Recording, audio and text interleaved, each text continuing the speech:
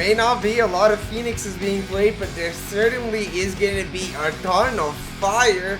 It's the last qualifier, the last opportunity for any team to make it this far, and in सब team के लिए यही मौका है सब कुछ दिखा देने का, क्योंकि it's now or never, do or die. It's VCC Wildcard, baby.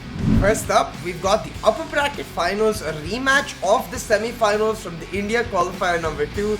It's Enigma Gaming versus Team EXO, and right now, while EXO definitely have the upper hand, Enigma, as their name suggests, can pull a rabbit out of the hat. They are capable of being unpredictable, so we are sure to have a banger of a match. Now, looking at the Veto screen to understand their past decisions and the fact that we know in the first time they met in the semi-finals in India Qualifier 2, Enigma banned Ascent and EXO banned Breeze, we can take this to understand that EXO is likely to continue with a ban of Breeze going into the best of 3, but Enigma now have a split decision in their hands, and yes, that was intended, because they can ban out either the map of Ascent the way they did, or ban out the map of Split, the one where Ghost plays KO on. So both of these decisions are dependent on Enigma's preparation. I'm excited to see which map they would rather face Team EXO on. Now, the most interesting thing about the way these teams select their composition has got to do with two very important players.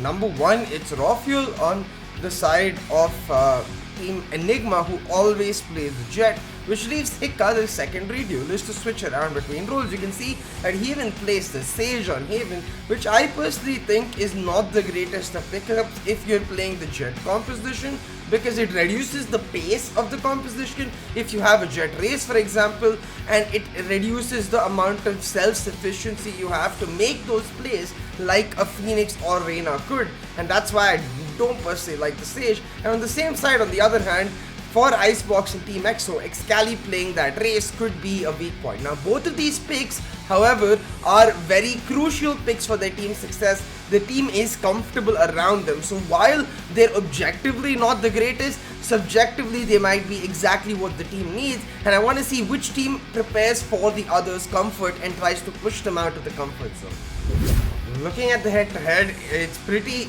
strikingly obvious whose stats stand out. For me, it is Rafuel, because not only are his stats much better, yes, he did get 3 maps in his game as compared to the 2 of Excali, but the point is that when they first faced off Team EXO and Enigma, in the first map, Rafuel kind of disappeared. Now, if he's able to continue this same level of stats and not disappear, I think Rafuel could be the X factor Enigma need to take over EXO.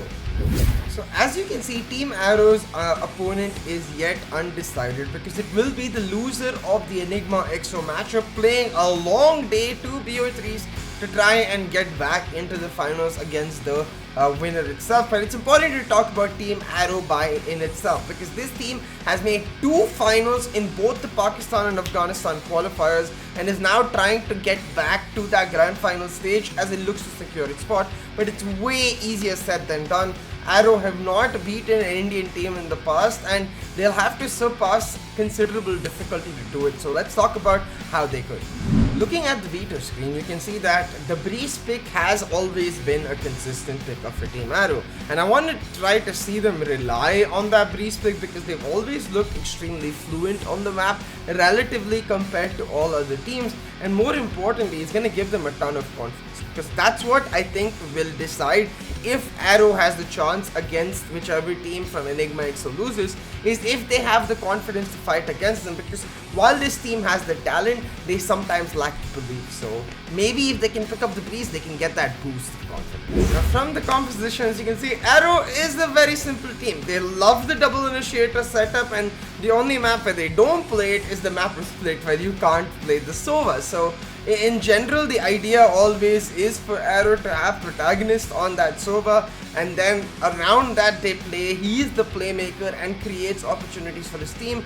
Has, of course, players like a Sky with him, or a Breach on the side of Split, where they can do similar things, try to set up the newer Jet Jivix up for success. So the style is simple, it's just about the confidence and execution, which are the variables.